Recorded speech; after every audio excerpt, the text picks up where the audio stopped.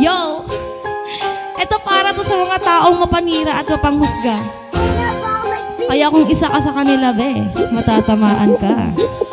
Parang anino sa dilim, lumalakad ni walang konting ingay. Mga mapanirang tao, malasik o makabantay. Sarili nilang kilos, wala silang kamalay-malay. Kaya kung isa kang hayop, ahas ka na kamamatay.